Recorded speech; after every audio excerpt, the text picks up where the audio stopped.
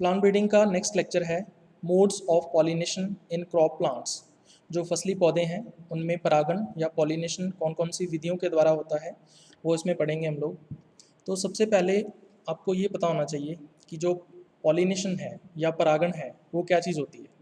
ठीक है, तो जब पौधों के जो रिप्रोडक्टिव ऑर्गन्स हैं या जनन अंग हैं, है ना, कौन कौन से होते हैं अभी? एक तो पुंकेसर जिसको स्टामेंस बोल देते हैं, और दूसरे कार्पेल जिसको क्या बोलते हैं? अंडक बोल देते हैं। ठीक है, तो स्टामेन क्या है? अभी नर जनन अंग है या मेल रिप्रोडक्टिव ऑर्गन है, और जो कार्पेल है या अंडक है वो क्या है? फीमेल रिप्रोडक्टिव ऑर्गन है या मादा जनन अंग है। ठीक है, अब जब ये दोनों मैच्योर हो जाते हैं या परिपक्व हो जाते हैं, ठीक है, तब परागण होता है। ठीक है, तो परागण में होगा क्या भाई? जो पुंकेसर के अंदर परागकोश भाग होते हैं, यानी कि स्टामेन के अंदर जो एंथर्स होंगे, ठीक है, उनका क्या होगा? डेहिसेंस होगा या उनका स्फुटन होगा। ठीक है, तो उनके स्फुटन या डेहिसेंस से क्या होता है? जो पॉलन ग्रेन्स हैं या परागकण हैं वो बाहर आ जाते हैं। ठीक है, अब इन परागकणों को वायु के द्वारा यानी कि बाय एयर या कीटों के द्वारा यानी बाय इंसेक्ट्स पहुंचाया जाता है। कहाँ पर? वर्तिकाग्र पर यानी कि स्टिग्मा के ऊपर। ठीक है, अब ये जो स्टिग्मा है किसका भाग है? अंडप या कार्पेल का भाग है। ठीक है, तो हम लोग पॉलिनेशन को किस तरह से परिभाषित कर सकते हैं? परागण को, परागकणों का पुंकेसर के परागकोशों से निकलकर अंडप के वर्तिकाग्र तक पहुंचने की प्रक्रिया को हम लोग क्या बोल देते हैं? परागण बोल देते हैं। ठीक है, तो इसकी परिभाषा जो है वो पूछी जा सकती है।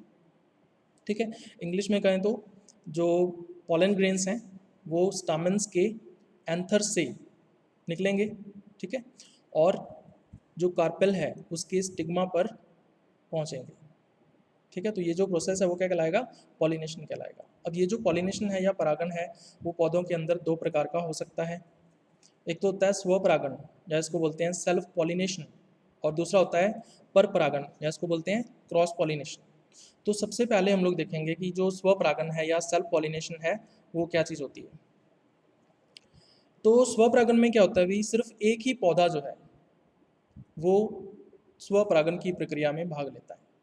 ठीक है, एक ही पौधे के अंदर जो परागकण हैं उनका स्थानांतरण होता है पुष्प की वर्तिकाग्र के ऊपर यानी फ्लावर की स्टिग्मा के ऊपर पॉलन ग्रेन्स का ट्रांसफर होता है। तो इसमें प्लांट एक ही रहेगा। ठीक है, एक सिंगल प्लांट रहेगा, इसी की बात हम लोग कर रहे हैं इसके अंदर। तो स्वपरागण को किस तरह से परिभाषित करेंगे फिर हम? जब एक पुष्प के परागकण उसी पौधे के पुष्प की वर्तिकाग्र पर स्थानांतरित होते हैं। ठीक है, मतलब एक ही पौधा है, एक ही प्लांट है, उसकी उसके किसी फ्लावर पर, वही फ्लावर हो सकता है या दूसरा फ्लावर भी हो सकता है, लेकिन वो होगा उसी प्लांट का या उसी पौधे का। ठीक है, तो उस फ्लावर की वर्तिकाग्र यानी स्टिग्मा के ऊपर अगर पॉलन ग्रेन्स या परागकणों का स्थानांतरण होता है या ट्रांसफर होता है तो वो क्या कहलाएगा? स्वपरागण या सेल्फ पॉलिनेशन कहलाएगा। ठीक है, अब इसको फिर आगे दो कैटेगरीज में डिवाइड किया गया है। एक तो है स्वयुग्मन या इसको बोल देते हैं ऑटोगैमी, और दूसरा है विषम युग्मन या इसको बोल देते हैं जिटोनोगैमी। अब इन दोनों में क्या डिफरेंस है? सबसे पहले अगर अपने स्वयुग्मन या ऑटोगैमी की बात करें तो इसमें क्या होता है? एक ही पुष्प परागण की प्रक्रिया में भाग लेता है। ठीक है, एक पौधे का एक ही पुष्प जो है वो परागण की प्रक्रिया में भाग लेगा। ठीक है, तो इसको किस तरह से परिभाषित करेंगे अपने? जब एक पुष्प के परागकण उसी पुष्प की वर्तिकाग्र पर स्थानांतरित होते हैं। ठीक है, मतलब एक ही पुष्प जो है वो क्या कर रहा है? परागण के अंदर भाग ले रहा है। तो ये जो प्रक्रिया है वो क्या कहलाएगी? स्वयुग्मन या ऑटोगैमी कहलाएगी। ठीक है, तो इस डायग्राम के अंदर आपको दिख रहा होगा एक प्लांट है, इसके ऊपर बहुत सारे फ्लावर्स लगे हुए हैं या पुष्प लगे हुए हैं। ठीक है, तो ये वाला जो फ्लावर है इससे पॉलन ग्रेन्स निकलते हैं। ठीक है, परागकण जो है वो बाहर निकले, और इसी पुष्प की जो वर्तिकाग्र होगी या स्टिग्मा होगी उसके ऊपर इनका क्या हो जाएगा? स्थानांतरण हो जाएगा। तो ये जो प्रक्रिया है या प्रोसेस है वो क्या कहलाता है? ऑटोगैमी या स्वयुग्मन कहलाता है। ठीक है, चलो उसके बाद दूसरे टाइप की हम लोग बात करते हैं विषम युग्मन या जिटोनोगैमी। ठीक है, तो इसके अंदर एक पौधे के दो पुष्प भाग लेते हैं। ठीक है, एक प्लांट के दो फ्लावर्स जो हैं पार्टिसिपेट करेंगे पॉलिनेशन के प्रोसेस के अंदर। ठीक है, तो हम लोग विषम युग्मन या जिटोनोगैमी को किस तरह से परिभाषित कर सकते हैं?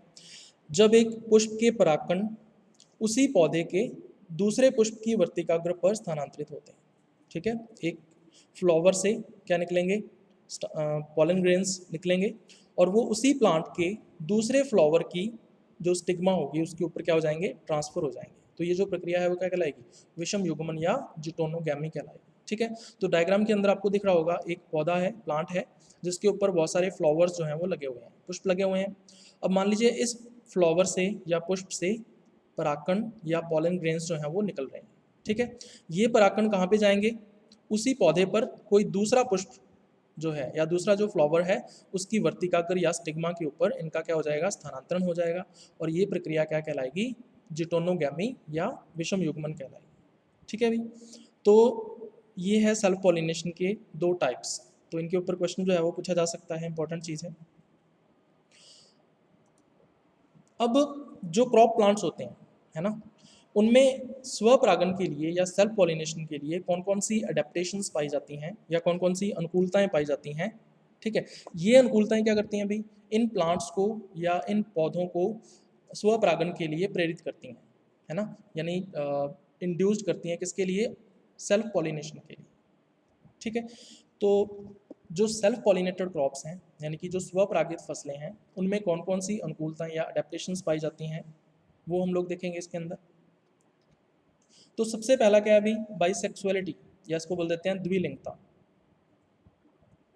तो जब पौधे के ऊपर जितने भी पुष्प उपस्थित हैं वो कैसे हों, द्विलिंगी हों, है ना, या बाइसेक्सुअल हों। एक प्लांट के ऊपर जितने भी फ्लावर्स उपस्थित हैं वो सारे के सारे कैसे हों, बाइसेक्सुअल हों या द्विलिंगी हों।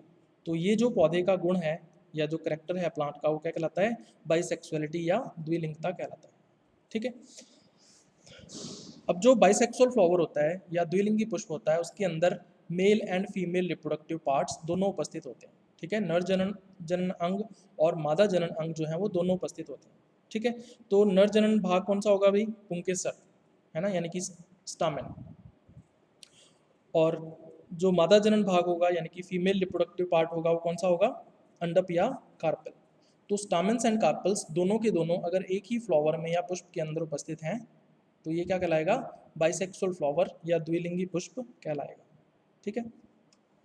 तो डायग्राम के अंदर आप देख रहे हो एक फ्लावर की स्ट्रक्चर बनी हुई है, इसके अंदर बिल्कुल सेंटर में या केंद्र के अंदर क्या है भाई, अंडप या कार्पेल है। ठीक है। या इसको गाइनोशियम भी बोल देते हैं इंग्लिश के अंदर, और हिंदी में इसको जायंग भी बोल देते हैं।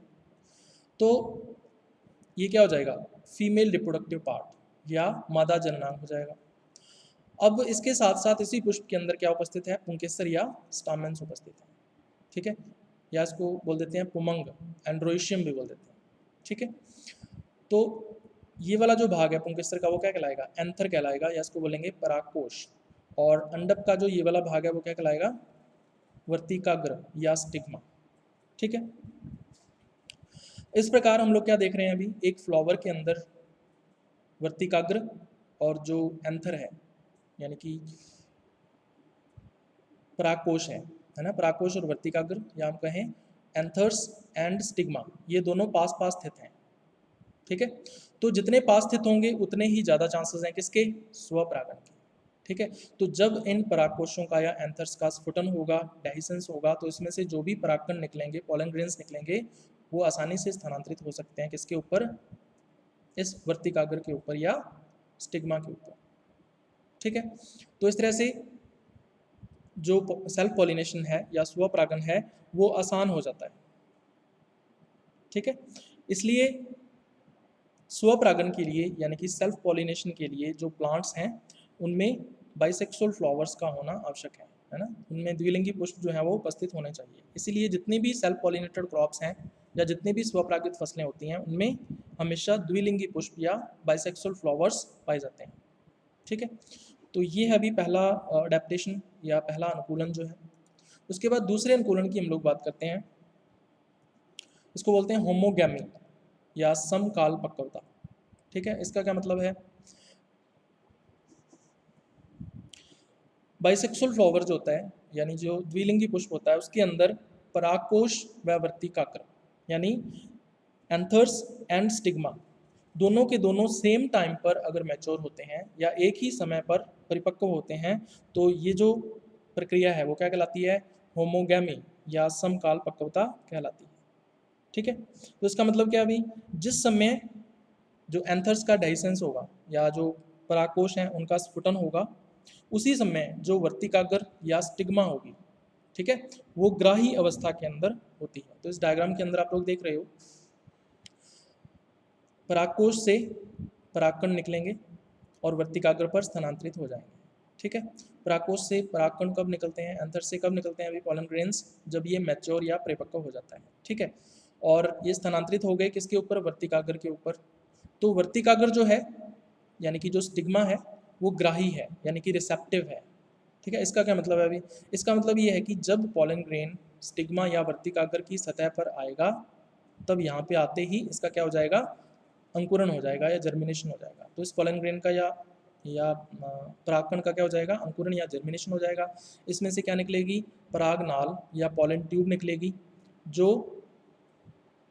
वर्तिका या स्टाइल से होते हुए अंडाशय की ओर गति करेगी, यानी ओवरी की तरफ इसकी जो मूवमेंट है वो शुरू हो जाएगी, ठीक है। तो इस तरह का जो नेचर है वर्तिकाग्र का या स्टिग्मा का, वो क्या कहलाता है, ग्राही या रिसेप्टिव नेचर, ठीक है।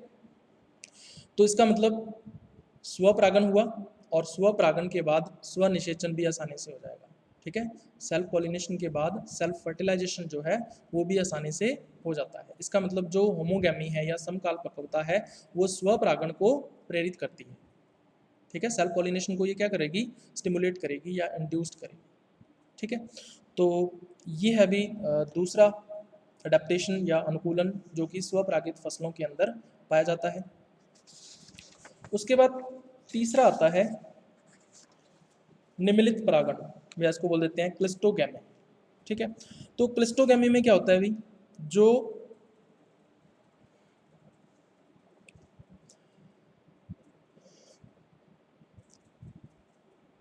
रिप्रोडक्टिव ऑर्गन्स हैं, है ना, यानी कि जो जनन अंग है, मेल रिप्रोडक्टिव ऑर्गन यानी नर जननांग और फीमेल रिप्रोडक्टिव ऑर्गन यानी मादा जननांग, ये दोनों के दोनों फ्लावर के अंदर बंद होते हैं। बंद होने का मतलब ये है कि ये बाह्य वातावरण के संपर्क में नहीं आएंगे, है ना। दोनों के दोनों रिप्रोडक्टिव ऑर्गन्स क्या हैं, क्लोज्ड हैं फ्लोरल बड के अंदर या पुष्प कलिका के अंदर, ठीक है। ये बाह्य वातावरण के संपर्क में नहीं आते। इसका मतलब जो भी पॉलन ग्रेन्स निकलेंगे, है ना, परागकोशों से या एंथर से जो भी पॉलन ग्रेन्स या परागकण निकलेंगे वो बाह्य वातावरण में जाएंगे ही नहीं, वो कहाँ रहेंगे, उसी पुष्प कलिका के अंदर रहेंगे। इसका मतलब इससे होगा क्या, स्वपरागन या सेल्फ पॉलिनेशन होने के चांस ज़्यादा होते हैं, ठीक है। तो इस तरह का जो परागण है वो क्या कहलाता है, निम्नलिखित परागण या क्लिस्टोगैमी कहलाता है, ठीक है। तो क्लिस्टोगैमी या निम्नलिखित परागण क्या करता है अभी, क्रॉस पॉलिनेशन या पर परागण को रोकने का कार्य करता है, ठीक है। तो कुछ फसलों के अंदर या कुछ क्रॉप्स के अंदर इस तरह की कंडीशन देखने को मिलती है, जैसे वीट है, ठीक है, गेहूं के अंदर। इसके अलावा जौ है बारले में, जई ऑट के अंदर, और कुछ ग्रास स्पीसीज भी हैं, घास जातियां भी हैं जिनमें क्लिस्टोगैमी या निम्नलिखित परागण देखने को मिलता है, ठीक है। इसके अलावा जो मटर है, ठीक है ना, या गार्डन पी है, उसके अंदर भी निम्नलिखित परागण या क्लिस्टोगैमी देखने को मिलती है। उसके बाद नेक्स्ट जो अडेप्टेशन है या अनुकूलन है वो है उन्मील परागण, या इसको बोल देते हैं कैस्मोगैमी। तो कैस्मोगैमी में क्या होता है अभी,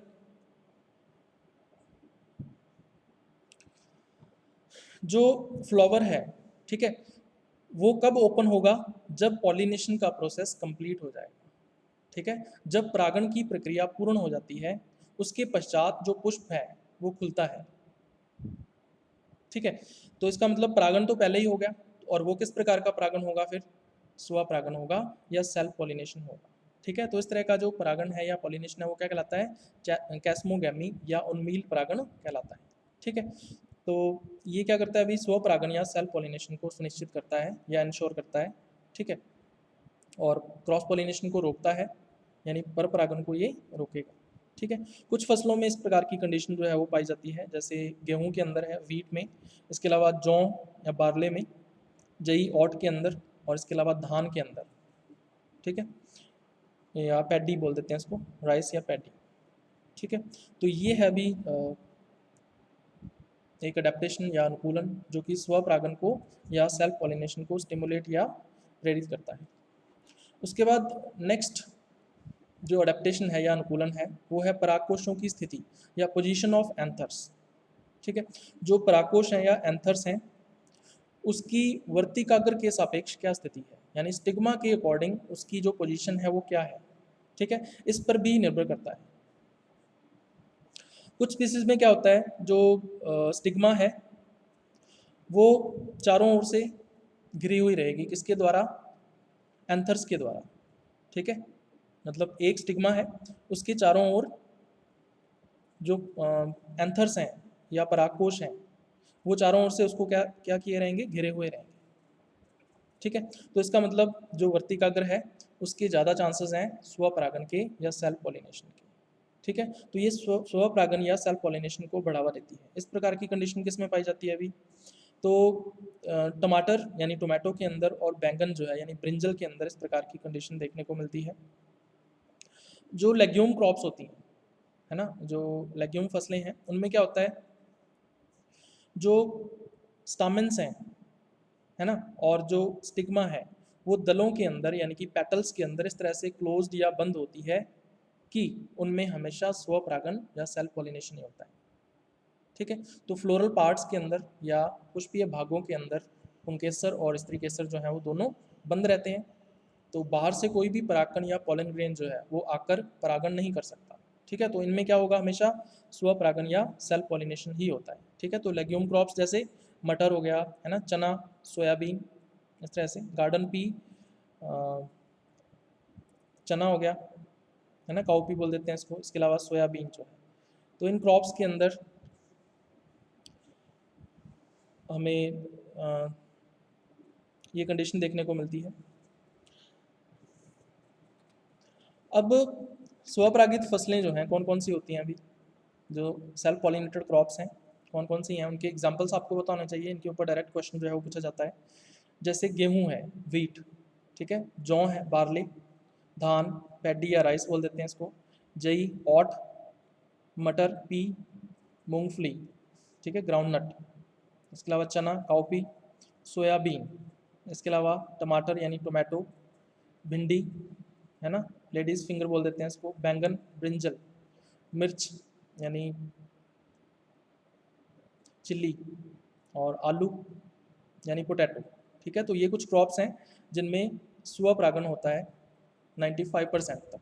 कुछ पर परागण हो सकता है, कुछ जो है वो क्रॉस पॉलिनेशन हो सकता है 5% तक।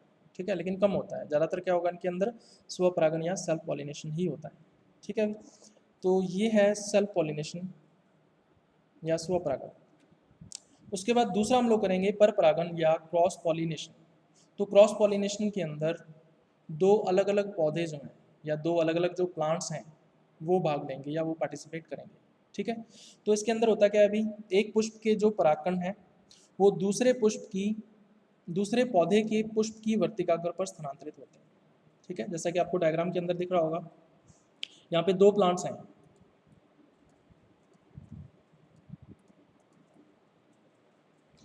ठीक है, एक प्लांट जो है इसके ऊपर फ्लावर्स लगे हुए हैं या पुष्प लगे हुए हैं, और ये दूसरा प्लांट है जिसके ऊपर फ्लावर्स लगे हुए हैं।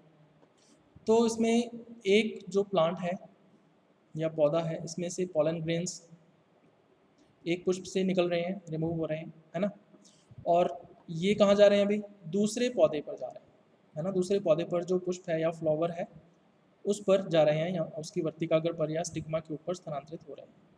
ठीक है, तो यहाँ पे क्या हो रहा है, दो अलग अलग प्लांट्स जो हैं वो पार्टिसिपेट कर रहे हैं या भाग ले रहे हैं परागण की प्रक्रिया में, और इस प्रक्रिया को हम लोग क्या बोल देते हैं, क्रॉस पॉलिनेशन या पर परागण। ठीक है, अब ध्यान से देखो इसको भी, दो अलग अलग पौधे हैं, इसका मतलब क्या हुआ, इन दोनों पौधों के बीच में जो डिस्टेंस है या दूरी है वो अधिक है, ज़्यादा है, तो इसका मतलब जो परागकण है वो अपने आप तो इतनी दूरी तक ट्रैवल नहीं कर सकते, इतनी दूरी तक नहीं जा सकते, इतनी डिस्टेंस तक। तो इसके लिए क्या चाहिए होता है, हमें कोई ऐसा फैक्टर या कारक चाहिए होता है जो इन परागकणों को या पॉलन ग्रेन्स को दूसरे पौधे पर या दूसरे प्लांट के ऊपर ट्रांसफ़र कर सके या स्थानांतरित कर सके। ठीक है, तो इन फैक्टर्स को या कारकों को क्या बोल देते हैं, परागण कारक या पॉलिनेशन फैक्टर्स। ठीक है, तो अलग अलग पॉलिनेशन फैक्टर्स जो हैं वो हो सकते हैं। तो कौन सा पॉलिनेशन फैक्टर है या परागण कारक है, इस आधार पर फिर जो परागण है या पॉलिनेशन है या परपरागण है वो कई तरह का हो सकता है। ठीक है, तो कौन कौन सा है अभी उसके बारे में देखते हैं हम लोग। तो परागण कारक या जो पॉलिनेशन फैक्टर है या पॉलन एजेंट भी बोल देते हैं इसको, तो ये करते क्या अभी, जो परागकणों को एक पौधे से दूसरे पौधे पर लेकर जाते हैं, क्या कहलाते हैं, परागण कारक या पॉलिनेटिंग एजेंट, है ना, या पॉलिनेशन फैक्टर बोल देते हैं। तो कौन कौन से फैक्टर हो सकते हैं, जैसे मान लीजिए कीटों के द्वारा स्थानांतरित किया गया है, तो इंसेक्ट्स या कीट क्या करते हैं, अभी पहले एक फ्लावर पर जाते हैं, फिर दूसरे पौधे पर, दूसरे फ्लावर पर जाते हैं। तो जब ये एक फ्लावर पर बैठते हैं तो इनकी जो स्किन होती है वो कैसी होती है, स्टिकी नेचर की होती है ना, और उसके ऊपर बहुत सारे हेयर्स होते हैं या रोम होते हैं। तो जब ये फ्लावर के ऊपर बैठते हैं तो इनकी स्किन के ऊपर जो पॉलन ग्रेन्स हैं वो चिपक जाते हैं, है ना, जो परागकण है वो इनकी त्वचा के ऊपर या स्किन के ऊपर या हेयर्स के अंदर चिपक जाएंगे। ठीक है, अब ये क्या करेंगे भी, यही इंसेक्ट दूसरे पौधे पर जो फ्लावर लगा हुआ है उस पर जाएगा। ठीक है, तो वहाँ पर कुछ परागकण जो हैं वो स्थानांतरित हो जाते हैं किसके ऊपर, स्टिग्मा या वर्तिकाग्र के ऊपर। ठीक है, और इससे क्या होगा, क्रॉस पॉलिनेशन या परपरागण हो जाएगा। ठीक है, तो अगर कीटों के द्वारा परागण हो रहा है तो उसको क्या बोलेंगे, कीट परागण, या इसको साइंटिफिकली या इंग्लिश में क्या बोलते हैं, एंटोमोफिली। ठीक है, दूसरा क्या हो सकता है, वायु परागण। वायु परागण कब होगा, जब जो परागकण हैं या पॉलन ग्रेन्स हैं वो बहुत हल्के होते हैं, है ना, इतने हल्के होते हैं कि वो हवा के अंदर उड़ सकते हैं आसानी से, है ना, हवा में फ्लॉट कर सकते हैं। तो ऐसा किसमें होता है भी, जो ग्रेमिनी कुल है ना, जो ग्रेमिनी या पोएसी फैमिली है या कुल है, उसके पौधों के अंदर ज़्यादातर वायु परागण ही देखने को मिलता है। तो उसमें क्या होता है, जो परागकण है या पॉलन ग्रेन्स हैं वो बहुत हल्के होते हैं, तो हवा के द्वारा एक पौधे से दूसरे पौधे के पुष्प के ऊपर परागकण या पॉलन ग्रेन्स का क्या होता है, ट्रांसफर होता है, और इस प्रकार का जो परागण है वो क्या कहलाएगा फिर, वायु परागण, या इसको बोलेंगे एनिमोफिली। ठीक है, तीसरा क्या होता है, जल परागण। तो जल परागण किसमें होगा अभी, जो हाइड्रोफाइट्स होते हैं, यानी कि जल के अंदर रहने वाले जो पौधे होते हैं उनमें जल के द्वारा परागकणों का एक पौधे से दूसरे पौधे पर स्थानांतरण किया जाता है। ठीक है, तो वाटर के अंदर जो प्लांट्स रहेंगे उनमें पॉलन ग्रेन्स का एक प्लांट से दूसरे प्लांट पर ट्रांसफ़र जो है वो वाटर के द्वारा किया जाएगा। तो इस तरह का जो परागण है या पॉलिनेशन है वो क्या कहलाएगा, जल परागण, या इसको क्या बोल देते हैं इंग्लिश के अंदर, हाइड्रोफिली। ठीक है, चौथी कंडीशन क्या हो सकती है अभी, एनिमल्स के द्वारा। ठीक है, जो जंतु हैं वो भी क्या कर सकते हैं, परागकणों का स्थानांतरण कर सकते हैं एक पौधे से दूसरे पौधे तक। ठीक है, तो इस तरह का जो परागण है वो क्या कहलाएगा फिर, जंतु परागण कहलाएगा, या इसको इंग्लिश में क्या बोलेंगे हम लोग, जूफिली। तो ये चारों के चारों नाम जो हैं वो आपको पता होने चाहिए। तो परागण कारक या पॉलिनेटिंग एजेंट के बेस पर जो पॉलिनेशन है वो, या क्रॉस पॉलिनेशन है, जो पर परागण है वो चार टाइप का होता है। चलिए, उसके बाद फिर हम लोग देखते हैं कि जो पर परागित फसलें हैं, यानी कि जो क्रॉस पॉलिनेटेड क्रॉप्स हैं, उनमें पर परागण या क्रॉस पॉलिनेशन के लिए कौन कौन सी अडेप्टेशंस या अनुकूलताएं उपस्थित होती हैं। ठीक है, तो सबसे पहली जो अडेप्टेशन है या अनुकूलता है वो क्या है अभी, एक लिंगता, है ना, या इसको इंग्लिश में बोलते हैं डाइक्लाइनिंग, या इसको बोलते हैं यूनिसेक्सुअलिटी। ठीक है, तो एक लिंगता या डाइक्लाइनिंग या यूनिसेक्सुअलिटी क्या चीज़ होती है अभी, जब एक पौधे के ऊपर यूनिसेक्सुअल फ्लावर्स पाए जाते हैं या एक लिंगी पुष्प पाए जाते हैं, तो इस तरह की जो कंडीशन है वो क्या कहलाती है अभी, एक लिंगता या डाइक्लाइनिंग या यूनिसेक्सुअलिटी कहलाती है। ठीक है, अब जो यूनिसेक्सुअल फ्लावर्स होते हैं या एक लिंगी पुष्प होते हैं उनमें या तो केवल नर भाग होता है ना, नर भाग कौन सा होगा अभी, पुंकेसर, यानी कि मेल पार्ट स्टामेन होगा, और या फिर फ्लावर के अंदर क्या होता है, मादा भाग अंडक होता है, यानी फीमेल पार्ट होगा कौन सा, कार्पेल होगा। ठीक है, तो दोनों अलग अलग फ्लावर्स में, यानी मेल रिप्रोडक्टिव ऑर्गन अलग फ्लावर के अंदर उपस्थित है और फीमेल रिप्रोडक्टिव ऑर्गन अलग फ्लावर के अंदर उपस्थित है। ठीक है, तो यहाँ पे आप लोग देख रहे हो इस फ्लावर के अंदर या इस पुष्प के अंदर केवल पुंकेसर उपस्थित है या स्टामेन्स उपस्थित है। ठीक है, तो इस तरह का फ्लावर क्या कहलाएगा, स्टेमिनेट फ्लावर कहलाएगा, या इसको क्या बोलेंगे, मेल फ्लावर या नर पुष्प। ये दूसरा पुष्प है जिसके अंदर केवल अंडप उपस्थित है, यानी कि केवल कार्पल्स उपस्थित है। ठीक है, कार्पल को क्या बोल देते हैं, पिस्टिल भी बोल देते हैं, तो इसको पिस्टिलेट फ्लावर भी बोल देते हैं, या फीमेल फ्लावर भी बोल देते हैं, या इसको मादा पुष्प भी बोल देते हैं। ठीक है, तो इसका मतलब एक लिंगता या डाइक्लाइनी या यूनिसेक्सुअलिटी में नर पुष्प और मादा पुष्प दोनों अलग अलग होते हैं। ठीक है, तो ये कंडीशन रहती है अभी। अब देखो यूनिसेक्सुअलिटी की वजह से क्या होगा, जो एंथर्स हैं या परागकोश हैं और जो स्टिग्मा है यानी कि वर्तिकाग्र है, ये दोनों के दोनों क्या हैं, दूर दूर स्थित हैं। ठीक है, एक दूसरे से डिस्टेंस पर हैं, तो डिस्टेंस ज़्यादा है, इसका मतलब ज़्यादा चांसेस किसके हैं, पर परागण या क्रॉस पॉलिनेशन के रहते हैं। ठीक है, इसका मतलब ये क्या करती है, क्रॉस पॉलिनेशन या पर परागण को प्रेरित करती है या स्टिमुलेट करती है। ठीक है, अब ये जो एक लिंगता है या डाइक्लाइनी या यूनिसेक्सुअलिटी है, ये फिर आगे दो प्रकार की हो सकती है। किस आधार पर, नर व मादा पुष्पों की स्थिति के आधार पर, मेल एंड फीमेल फ्लावर्स जो हैं उनकी पोजीशन के आधार पर जो यूनिसेक्सुअलिटी है वो आगे दो टाइप की होती है। ठीक है, पहला है द्विलिंगाश्रयता या इसको बोलते हैं मोनोइसी, और दूसरा है एक लिंगाश्रयता या इसको बोलते हैं डायोइसी। ठीक है, तो सबसे पहले हम लोग देखेंगे द्विलिंगाश्रयता या मोनोइसी जो है वो क्या चीज़ होती है। तो द्विलिंगाश्रयता या मोनोइसी में क्या होता है अभी, एक ही पौधे के ऊपर नर और मादा पुष्प उपस्थित होते हैं।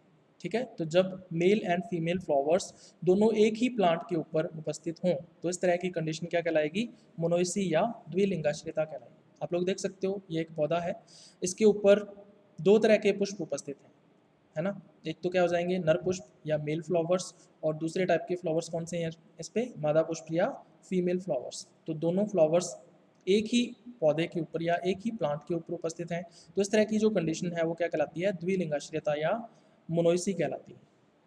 ठीक है, इस तरह की कंडीशन जो है वो कहाँ पे देखने को मिलती है अभी, तो इन प्लांट्स के नाम आपको ध्यान में रखने हैं। एग्जाम्पल जैसे आम के अंदर, है ना, मैंगो में इस तरह की कंडीशन देखने को मिलती है। इसके अलावा अरंडी कास्टर में, इसके अलावा केला जो है बनाना के अंदर, मक्का मेज़ के अंदर, इसके अलावा कुकुरबिट्स जितने भी होते हैं, है ना, ककड़ी खीरा कद्दू वगैरह जो है कुकुरबिट्स जितने भी हैं उन सब में इस प्रकार की कंडीशन होती है। अंगूर जो है ग्रैप्स के अंदर इस प्रकार की कंडीशन होती है। स्ट्रॉबेरी जो है उसमें भी ऐसा ही होता है, रबर प्लांट के अंदर भी ऐसा ही होता है, और कसावा जो पौधा होता है उसमें भी मोनोइसी या द्विलिंगाश्रयता कंडीशन जो है वो देखने को मिलती है। ठीक है, दूसरा है भी एक लिंगाश्रयता या इसको बोल देते हैं डायोसी। तो डायोसी में क्या होता है अभी, जो नर और मादा पुष्प होंगे यानी मेल और फीमेल फ्लावर्स होंगे वो अलग अलग पौधों पर उपस्थित होते हैं। ठीक है, तो इस डायग्राम के अंदर आप देख रहे हो ये एक प्लांट है जिस पर केवल और केवल मेल फ्लावर्स ही उपस्थित हैं, केवल और केवल नर पुष्प ही उपस्थित हैं। तो इस तरह की जो पौधा है या प्लांट है इसको क्या बोलेंगे, मेल प्लांट या नर पौधा। दूसरी तरफ एक प्लांट है जिसके ऊपर केवल मादा पुष्प या फीमेल फ्लावर्स ही उपस्थित हैं, तो इस तरह का पौधा क्या कहलाएगा, मादा पौधा या फीमेल प्लांट इसको बोलेंगे। तो जब male plant and female plant अलग अलग होते हैं तो उसको क्या बोल देते हैं, एक लिंगाश्रयता या डायोसी।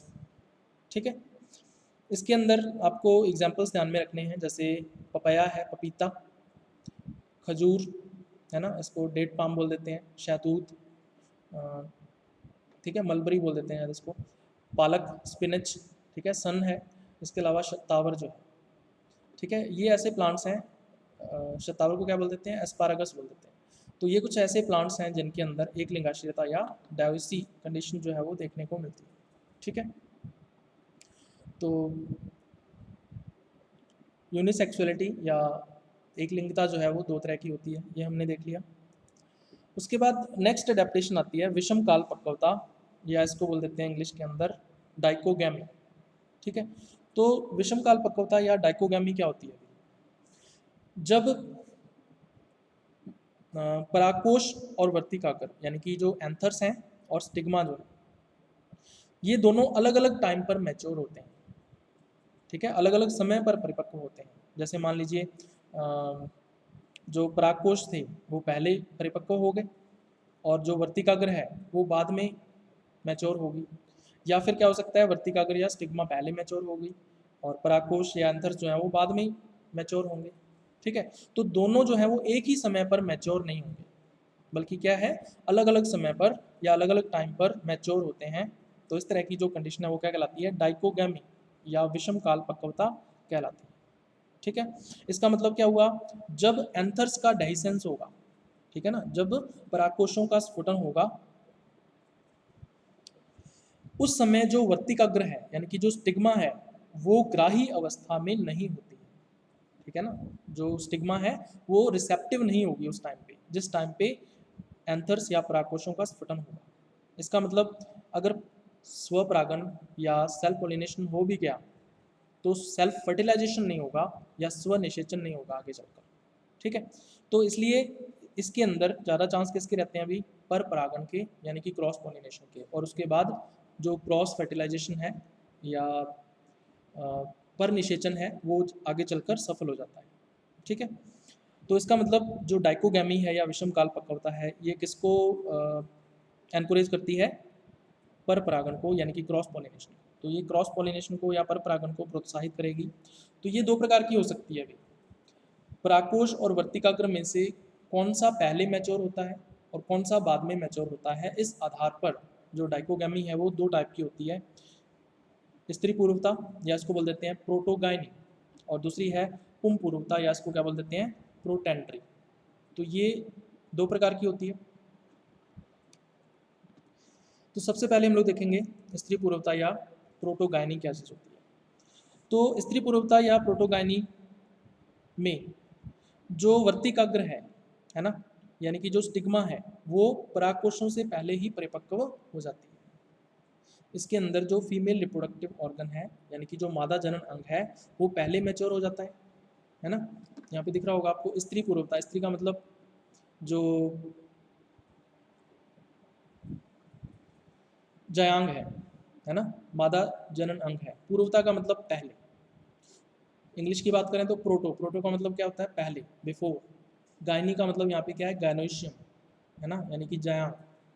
तो यहाँ पर जो फीमेल रिप्रोडक्टिव ऑर्गन है या मादा जननांग है वो पहले ही क्या हो जाता है, परिपक्व हो जाता है, जबकि जो नर जननांग है यानी कि मेल रिप्रोडक्टिव पार्ट है वो बाद में जाके मैच्योर होता है। ठीक है। तो इस तरह की जो कंडीशन है वो क्या कहलाएगी, प्रोटोगायनी या स्त्री पूर्वता कहलाएगी। ठीक है। तो डायग्राम के अंदर आप लोग देख रहे हो जो वर्तिकाग्र है वो क्या हो चुकी है, मैच्योर।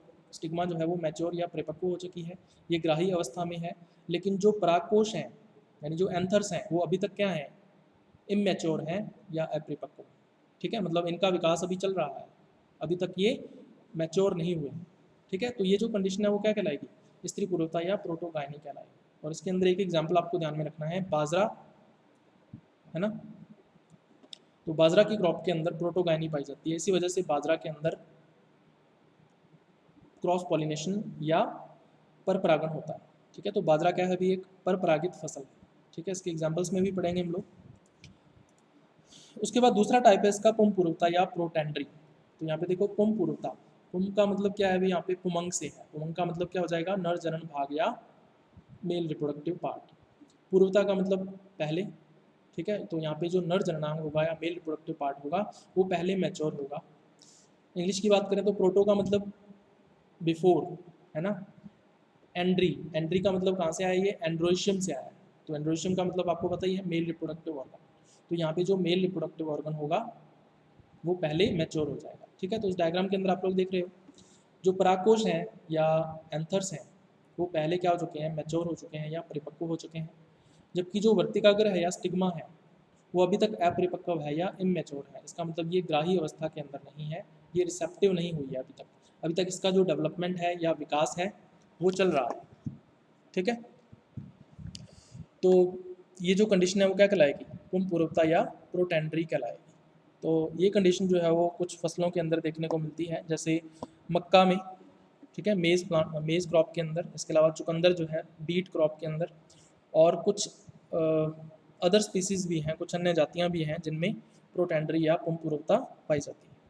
ठीक है। तो उसके बाद फिर नेक्स्ट अडेप्टेशन या अनुकूलता हम लोग पढ़ते हैं विषमवर्तिकी या हेट्रोस्टाइली। ठीक है। यहाँ पे आप देख रहे हो विषम, विषम का मतलब अलग अलग, है ना, डिफरेंट। वर्तिकी, वर्तिकी का मतलब यहाँ पे वर्तिका से है, ठीक है।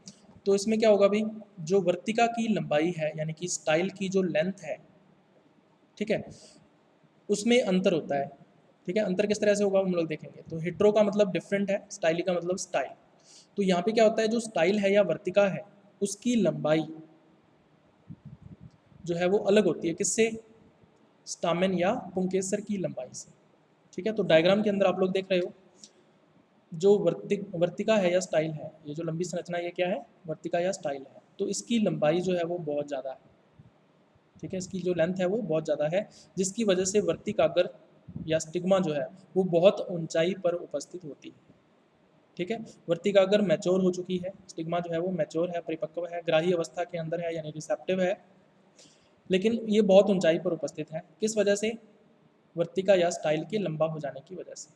दूसरी तरफ जो स्टामेंस हैं, है ना, यानी जो पुंकेसर हैं, उनके जो पुतंतु या जो फिलामेंट्स हैं वो बहुत छोटे हैं। छोटे होने की वजह से जो पराकोश हैं यानी एंथर्स जो है वो वर्तिकाग्र से बहुत नीचे उपस्थित है, ठीक है, ये बहुत नीचे उपस्थित हैं। हालांकि पराकोश जो है वो मैच्योर हो चुके हैं, परिपक्व हो चुके हैं एंथर्स, इनमें से परागकण जो है वो बाहर निकल सकते हैं, लेकिन ये जो परागकण है यहाँ से निकलकर, पॉलन ग्रेन्स यहाँ से निकलकर इस वर्तिकाग्र या स्टिग्मा के ऊपर स्थानांतरित नहीं हो सकते, क्योंकि वर्तिकाग्र की ऊंचाई ज़्यादा है। तो इसका मतलब ये जो कंडीशन है, ये जो व्यवस्था है, ये किसको एनकरेज करेगी या किसको स्टिमुलेट करेगी, पर परागण या क्रॉस पॉलिनेशन, ठीक है। और ये कंडीशन क्या कहलाएगी, विषमवर्तिकी या हेट्रोस्टाइली कहलाएगी। और ऐसी कंडीशन किस में देखने को मिलती है, अलसी के अंदर, ठीक है। तो अलसी की क्रॉप में यानी लिनसीड क्रॉप जो होती है उसके अंदर इस तरह की कंडीशन देखने को मिलती है। उसके बाद नेक्स्ट जो अडेप्टेशन है क्रॉस पॉलिनेटेड क्रॉप्स के अंदर या परपरागित फसलों में, वो आती है हर्कोगैमी, ठीक है। हिंदी में भी इसको हर्कोगैमी ही बोलेंगे, इंग्लिश में भी यही बोलेंगे। तो इसमें क्या होता है भाई, जो वर्तिकाग्र और परागकोश हैं उनके बीच में कोई फिजिकल बैरियर उपस्थित होता है, ठीक है। जो वर्तिकाग्र है यानी स्टिग्मा है और परागकोश यानी जो एंथर्स हैं उनके बीच में क्या होगा, कोई भौतिक बाधा होगी यानी कि फिजिकल बैरियर होगा, और इस बैरियर की वजह से जो परागकण है वो वर्तिकाग्र या स्टिग्मा तक नहीं पहुंच पाएगा, और ये जो कंडीशन है वो क्या कहलाएगी, हर्कोगैमी कहलाएगी, ठीक है। ये जो भौतिक बाधा है यानी कि जो फिजिकल बैरियर है, इसकी वजह से स्वपरागण यानी सेल्फ पॉलिनेशन में बाधा उत्पन्न होती है। किस तरह से उत्पन्न होती है, ध्यान से देखो। चलो इस डायग्राम को अपने बाद में समझते हैं। तो इसका मतलब हर्कोगैमी की वजह से किसको एनकरेज मिलता है, क्रॉस पॉलिनेशन को या परपरागण को प्रोत्साहन मिलता है, ठीक है। इसको अपने एक एग्जांपल से समझेंगे। तो आपने एक प्लांट का नाम सुना होगा अभी, अल्फा अल्फा, या इसको ल्यूसर्न भी बोल देते हैं। तो ल्यूसर्न के पौधे में क्या होता है अभी, इस पौधे के अंदर क्या होता है, जो वर्तिकाग्र है, ठीक है, वर्तिकाग्र के ऊपर एक मोम का बना हुआ आवरण पाया जाता है या कवरिंग पाई जाती है स्टिग्मा के ऊपर, है ना। स्टिग्मा जो है वो परिपक्व है, मैच्योर है और रिसेप्टिव अवस्था के अंदर है, ग्राही अवस्था के अंदर है, लेकिन इसके चारों ओर क्या उपस्थित है, मोमी आवरण उपस्थित है ना, मोम का बना हुआ एक कवरेज उपस्थित है, ठीक है। ये हाइलिन मेम्ब्रेन होती है या हाइलिन झिल्ली होती है, पारदर्शी होती है बिल्कुल। अब मान लीजिए ये वाला जो परागकोश है ये पूरी तरह से परिपक्व है, मैच्योर है एंथर, तो यहाँ से परागकण निकलेगा या पॉलन ग्रेन निकलेगा, यहाँ पर स्टिग्मा के ऊपर आएगा, लेकिन ये स्टिग्मा या वर्तिकाग्र तक नहीं पहुँच पाएगा। क्यों नहीं पहुँच पाएगा, इस मोमी आवरण की वजह से या मोम के बने हुए इस कवरेज की वजह से, ठीक है। तो ये वैक्सी कवरिंग जो है वो स्वपरागण को क्या कर रही है, रोक रही है, ठीक है। तो अब फिर परपरागण कैसे होगा, तो परपरागण कैसे होता है अभी, तो इसमें क्या होता है, हनी बीज के द्वारा यानी कि मधुमक्खियों के द्वारा जो परपरागण है वो करवाया जाता है। तो जब भी हनी बी या मधुमक्खी जो है इस पुष्प के ऊपर आकर बैठेगी तो होगा क्या, उसकी एक्टिविटी की वजह से उसकी फिजिकल एक्टिविटी की वजह से ये जो झिल्ली है ना, मोमी आवरण जो है, वैक्स की बनी हुई जो कवरेज है, ये टूट जाएगी, ठीक है, इसके टूटते ही जो हनी बी है या मधुमक्खी है उसके शरीर पर जो भी परागकण लगे हुए हैं, है ना, वो इस वर्तिकाग्र पर चिपक जाएंगे और क्या हो जाएगा, पर परागन या क्रॉस पॉलिनेशन हो जाएगा। ठीक है, तो ये जो प्रोसेस है वो क्या कहलाता है, अभी हर्कोगैमी कहलाता है। ठीक है, तो ये भी एक अडेप्टेशन है जो अल्फा अल्फा या लूसर्न के प्लांट में देखने को मिलती है। तो ये किसको एनकरेज कर रही है, क्रॉस पॉलिनेशन या पर परागन को प्रोत्साहित कर रही है। चलिए, उसके बाद नेक्स्ट जो अडेप्टेशन है वो है सेल्फ इनकम्पैटिबिलिटी या स्व अनिश्चितता बोल देते हैं इसको। तो इसमें क्या होता है, अभी जो परागकण है यानी जो पॉलन ग्रेन है वो कैसा है, फर्टाइल है या उर्वर है। इसका मतलब वो निषेचन करने में सक्षम है। तो ये जो परागकण है या पॉलन ग्रेन है ये उसी पुष्प को निषेचित करने में असमर्थ होता है। उसी पुष्प को मतलब या उसी पौधे के पुष्प को निषेचित करने में असमर्थ होता है। इसका मतलब स्वपरागण नहीं होगा। ठीक है, यानी जो स्व निषेचन है वो आगे चलकर नहीं होगा। सेल्फ पॉलिनेशन या सेल्फ फर्टिलाइजेशन करने में ये क्या होता है, इनकैपेबल होता है या असमर्थ होता है। ठीक है, तो ये जो परागकण है वो उसी पौधे के पुष्प की वर्तिकाग्र पर या उसी प्लांट के फ्लावर की स्टिग्मा के ऊपर पहुंच तो जाएगा, लेकिन या तो उसका जर्मिनेशन नहीं होगा, अंकुरण ही नहीं होगा, या फिर अगर अंकुरण हो गया तो जो अंकुरण नाल निकलेगी या पॉलन ट्यूब उसमें से निकलेगी उसकी जो वृद्धि है या ग्रोथ है वो बहुत ज़्यादा स्लो होगी, बहुत धीमी होगी, जिसकी वजह से वो निषेचन करने में असमर्थ रहेगा। ठीक है, तो ये पौधों के अंदर पाया जाने वाला गुण है। ठीक है, तो ये पौधों के अंदर उपस्थित होता है। तो कौन कौन से ऐसे प्लांट्स हैं, तो जैसे सरसों है ना, मस्टर्ड, मूली हो गया, रेडिश, और टोबैको जो है, तंबाकू का पौधा जो है। इसके अलावा बहुत सारी ग्रास स्पीसीज़ हैं, घास जातियाँ हैं जिनके अंदर सेल्फ इनकम्पैटिबिलिटी या स्व अनिश्चितता का गुण पाया जाता है। तो सेल्फ इनकम्पैटिबिलिटी या स्व अनिश्चितता पर एक पूरा लेक्चर है जो हम लोग करने वाले हैं, है ना, नेक्स्ट आपके आएगा ये। तो ये एक अडेप्टेशन है या अनुकूलन है पर परागित फसलों के अंदर। चलिए, उसके बाद नेक्स्ट अडेप्टेशन या अनुकूलन हम लोग देखें तो ये है नर बंध्यता या मेल स्टेरिलिटी। तो इसमें क्या होता है भाई, एक पौधा जो है उसके ऊपर जितने भी पुष्प होंगे या जितने भी फ्लावर होंगे प्लांट के ऊपर, उन प्लांट्स के अंदर, उन फ्लावर्स के अंदर या पुष्पों के अंदर जो भी परागकण बनेंगे या पॉलन ग्रेन्स का फॉर्मेशन होगा, वो पॉलन ग्रेन्स या परागकण कैसे होंगे, इनएक्टिव होंगे या डेड होंगे। ठीक है, डेड एंड इनएक्टिव, या हिंदी में कहें तो अजीवित व निष्क्रिय होते हैं। ठीक है, इसका मतलब ये जो परागकण है या जो पॉलन ग्रेन्स हैं वो निषेचन करने में असमर्थ होते हैं या फर्टिलाइजेशन करने में इनकैपेबल होते हैं। ठीक है, तो ये जो गुण है पौधे का वो क्या कहलाता है, नर बंध्यता या मेल स्टेरिलिटी कहलाता है। ठीक है, तो इससे होगा क्या, भी पौधे के अंदर कभी भी स्वपरागण नहीं होगा। तो जिस पौधे में नर बंध्यता या मेल स्टेरिलिटी होगी उसमें कभी भी स्वपरागण या सेल्फ पॉलिनेशन नहीं होगा। तो इसका मतलब उसमें क्या होगा, फिर क्रॉस पॉलिनेशन या पर परागण होगा। ठीक है, और संकर बीज उत्पादन के लिए यानी कि हाइब्रिड सीड प्रोडक्शन के लिए हम लोग इसका उपयोग करते हैं। ठीक है, ये हम लोग पढ़ेंगे आगे। तो नर बंध्यता या मेल स्टेरिलिटी है वो भी एक अडेप्टेशन है या अनुकूलन है पर परागित फसलों के अंदर यानी क्रॉस पॉलिनेटेड क्रॉप्स में। अब इसके कुछ एग्जांपल्स आपको पता होने चाहिए, इन पे डायरेक्ट क्वेश्चन पूछा जाता है कि कौन सी फसल पर परागित है या क्रॉस पॉलिनेटेड है। तो इसके अंदर एग्जांपल्स हैं जैसे मक्का, मेज क्रॉप है, बाजरा, ठीक है, बाजरा की क्रॉप हो गई। इसके अलावा सूरजमुखी, सनफ्लावर की क्रॉप है, अरंडी, कास्टर क्रॉप है, लूसर्न, ठीक है, अल्फा अल्फा भी बोलते हैं इसको, गन्ना, शुगर केन क्रॉप है। इसके अलावा गाजर जो है यानी कैरेट की क्रॉप है, गोभी है ना, कैबेज क्रॉप है। इसके अलावा प्याज, अनियन क्रॉप है, मूली जो है यानी कि रेडिश क्रॉप है। इसके अलावा शलजम जो है ना, इसके अलावा पालक जो है, स्पिनच क्रॉप है, और धनिया जो है, कोरिएंडर क्रॉप है। तो ये कुछ क्रॉप्स के एग्जांपल्स हैं जो जिनमें क्या होता है, पर परागण या क्रॉस पॉलिनेशन होता है। तो ये एग्जांपल्स आपको ध्यान में रखने हैं हमें। तो ये था अभी अपना आज का लेक्चर।